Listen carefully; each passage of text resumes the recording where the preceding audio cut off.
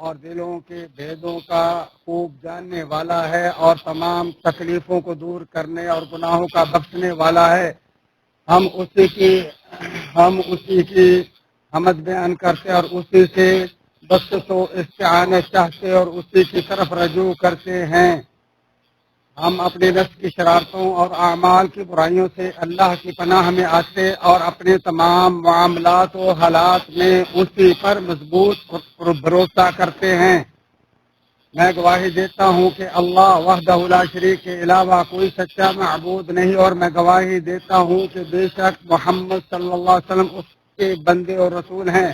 انہوں نے اللہ کا پیغام پہنچا کر امانت ادا کرتے ہوئے امت کی خیر خواہی کی اور آخری دم تک اللہ کی خاطر خوب جد و جہد کی۔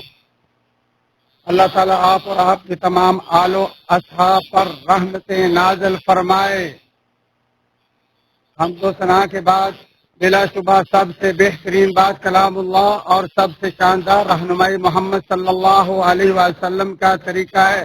سب سے بدترین چیزیں دین میں نئی نئی چیزیں ہیں، اور ہر بدعت گمراہی اور ہر گمراہی آگ میں لے جانے والی ہے۔ اللہ کے بندو، اللہ کے حکم کی بجا آوری میں اس سے ڈرو، اور جس سے روکا ہے اس سے رک جاؤ۔ اے ایمان والو، اللہ تعالیٰ سے کما حق ہو ڈرو اور دیکھو مرتے دم تک مسلمان ہی رہنا۔ اے اللہ کے بندو، بے شک دنوں کا گزرنا باعث عبرت اور ماضی نصیحت اور یادوں کا مجموعہ ہے۔ ارشاد باری تعالیٰ، اللہ تعالیٰ دن اور رات کو رد و بدل کرتا رہتا ہے، جس میں آنکھوں والوں کے لیے تو یقیناً بڑی بڑی عبرتیں ہیں۔ اے مسلمانوں، دن، مہینے، موسم اور سال یکے بعد دیگرے گزرتے جا رہے ہیں۔ امیدوں کا مٹنا، عمروں کا بیتنا اور نسلوں کا تسلسل جاری ہے۔ کائنات کی ہر چیز فانی اور تیرے رب ذوالجلال کے لیے ہمیشہ کی بقا ہے۔ یقیناً موسم سرما تم پر آ چکا ہے، جس کی سردی اس بات سے آگاہی ہے کہ اللہ تعالیٰ نے جہنم کو موسم سرما میں ایک سانس لینے کی اجازت دی ہے۔ حضرت ابو ہریرہ رضی اللہ تعالیٰ عنہ سے مروی ہے، نبی مکرم صلی اللہ علیہ وآلہ وسلم نے فرمایا، آگ اپنے رب کی بارگاہ میں شکوہ کرتے ہوئے کہتی ہے، میرا وجود ایک دوسرے کو کھائے جا رہا ہے۔ تو اس نے اسے دو سانس لینے کی اجازت دے دی، ایک سانس سردیوں میں اور ایک گرمیوں میں۔ چنانچہ اس کا سردیوں کا سانس ہی زمہریر سخت سردی اور گرمیوں کا سانس عموم شدید گرمی ہے۔ بخاری و مسلم۔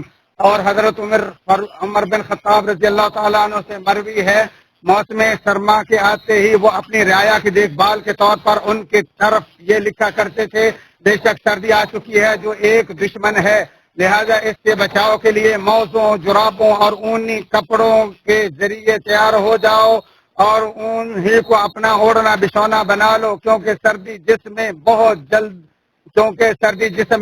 جلدی سرایت کرنے اور اس میں تعدیر رہنے والا عدو دشمن ہے۔ اے اللہ کے بندو، اپنے کمزور و ناتواں لوگوں کا خاص خیال رکھو، سردی سے بچاؤ کے لیے ان کی مدد کرو، ان کے لباس، طعام اور ان کے ڈھانپنے پر خصوصی دھیان دو، اور قیامت کے روز ان کی خدمت کے معاوضے کا اللہ سے امیدوار رہو۔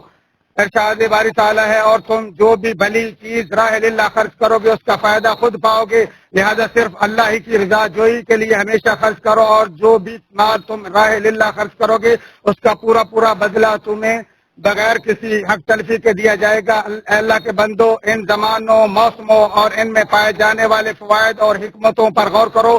اگر خدا نخواستہ ہمیشہ ایک ہی سیزن رہتا تو باقی موسموں کے فوائد سے محرومی ہو جاتی۔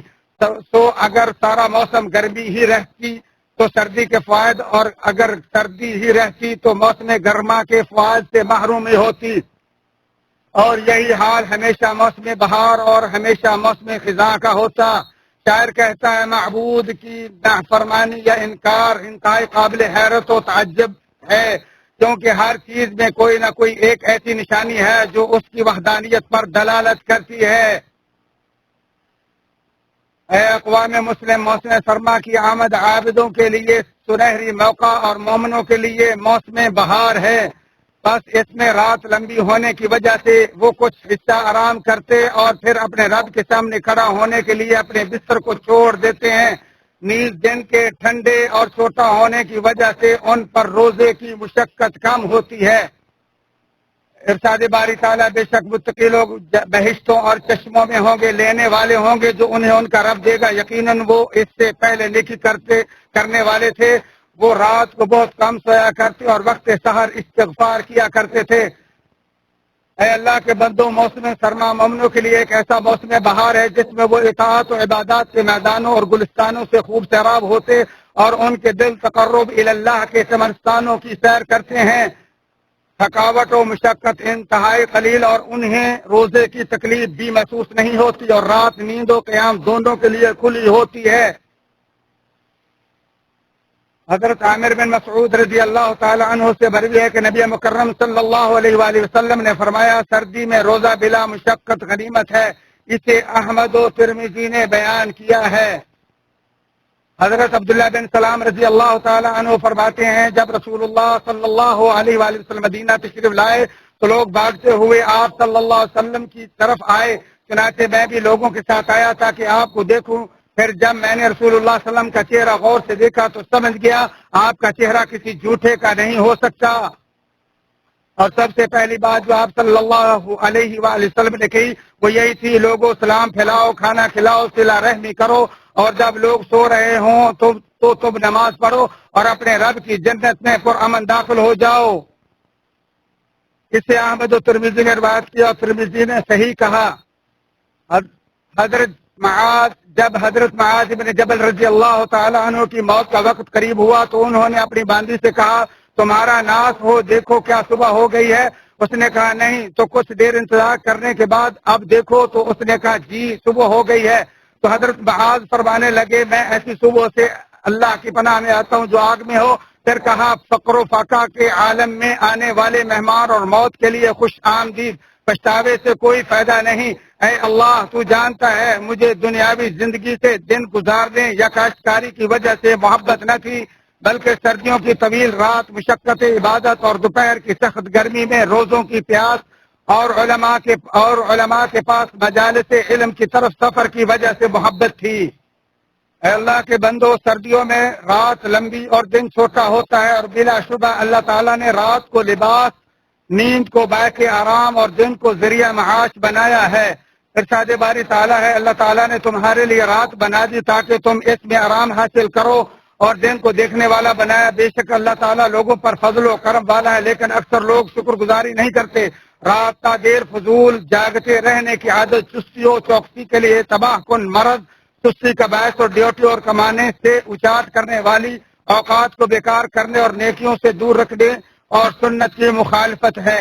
ارشاد باری تعالیٰ ہے، اور اللہ کی نشانیوں میں سے تمہاری راتوں اور دن کی نیند اور اس کے فضل یعنی روزی کو تمہارا تلاش کرنا بھی ہے۔ جو لوگ کان لگا کر سننے کے عادی ہیں ان کے لیے اس میں بہت سی نشانیاں ہیں۔ اور نبی اکرم صلی اللہ علیہ وآلہ وسلم نے فرمایا، اس سے یعنی نماز عشاء سے پہلے سونے اور اس کے بعد بات چیت کرنے سے نفرت کیا کرتے تھے۔ عام نماز کی شرط اور نصف ایمان ہے۔ چنانچہ موسم سرما میں سردی کے وقت عبادت اور پانی کے استعمال کی تکلیف کو برداشت کرنا گناہوں کے کفارے میں سے ہے۔ حضرت ابو ہریرہ رضی اللہ تعالیٰ عنہ کہتے ہیں کہ رسول اللہ صلی اللہ علیہ وآلہ وسلم نے فرمایا کہ کیا میں تمہیں ایسی چیز نہ بتاؤں جس سے اللہ تعالیٰ گناہوں کو مٹاتا اور درجات کو بلند کر دیتا ہے؟ انہوں نے کہا ہاں کیوں نہیں اے اللہ کے رسول۔ تو آپ صلی اللہ علیہ وسلم نے فرمایا، تکلیف کے باوجود اچھی طرح وضو کرنا، مسجدوں کی طرف زیادہ قدم چلنا، اور ایک نماز کے بعد دوسری نماز کا انتظار کرنا، اور یہی رباط یعنی دشمن سے سرحدوں کی حفاظت کے لیے نگرانی کرنا ہے۔ مسلم شریف۔ اے اللہ کے بندو، لوگوں کے درپے نقصان و مشقت کے احتمال کی بنا پر ان پر تخفیف کرنا تیسیر و رواداری پر مشتمل دین اسلام کی شرعی نرمی و حکمت سے ہے۔ ارشاد باری تعالیٰ ہے، اور دین میں تم پر کوئی تنگی نہیں رکھی، چنانچہ مشقت آسانی کا باعث بنتی ہے۔ ارشاد باری تعالیٰ ہے، کسی شخص کو اللہ تکلیف نہیں دیتا مگر اتنی ہی جتنی طاقت اسے دے رکھی ہے۔ ان قریب اللہ تنگی کے بعد آسانی پیدا کر دے گا۔ ضرورت، مشقت اور تنگی کے وقت اسلام میں رخصتیں مشروع ہیں، اور اسی سے ہے کہ جب پانی کے استعمال سے بیمار کی بلکہ کسی تندرست کی جان کو بھی خطرہ ہو تو اس کے لیے مٹی سے تیمم کرنا مشروع ہے. اسی طرح زخمی کے لیے پٹی اور زخم کے پردے پر بصب کرنا مشروع ہے. حضرت جابر رضی اللہ تعالیٰ عنہ کہتے ہیں ہم ایک سفر میں نکلے تو ہم میں سے ایک شخص کو ایک پتھر لگا جس سے اس کا سر پھٹ گیا. پھر اسے اسلام ہو گیا تو اس نے اپنے ساتھیوں سے دریافت کیا کیا تم میرے لیے تیمم کی رخصت پاتے ہو؟ تو انہوں نے کہا نہیں، کیونکہ تم پانی کے استعمال کی طاقت رکھتے ہو. چنانچہ اس نے غسل کیا تو وہ مر گیا. پھر جب ہم نبی مکرم صلی اللہ علیہ وسلم کے پاس آئے اور آپ کو اس واقعے کی خبر دی گئی تو آپ صلی اللہ علیہ وسلم نے فرمایا ان لوگوں نے اسے مار ڈالا، اللہ ان کو مارے. جب ان کو مسئلے کا علم ہی نہیں تھا تو انہوں نے کیوں نہیں پوچھ لیا؟ لا علمی کا حل سوال ہی تو ہے. اس کے لیے بس اتنا ہی کافی تھا کہ تیمم کر لیتا یا اپنے زخم پر پٹی باندھ کر اس پر مسح کر لیتا اور اپنے باقی جسم کو دھو ڈالتا.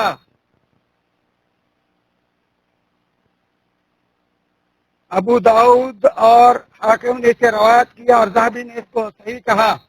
اور حضرت عمر بن عاص کہتے ہیں غزوۃ ذات السلاسل کی ایک ٹھنڈی رات میں مجھے احتلام ہو گیا اور مجھے یہ ڈر لگا کہ اگر میں نے غسل کر لیا تو مر جاؤں گا. چنانچہ میں نے تیمم کر کے اپنے ساتھیوں کو فجر پڑھائی تو لوگوں نے نبی اکرم صلی اللہ علیہ وآلہ وسلم سے اس کا ذکر کیا تو آپ صلی اللہ علیہ وسلم نے فرمایا عمر تو نے جنابت کی حالت میں اپنے ساتھیوں کو نماز پڑھائی؟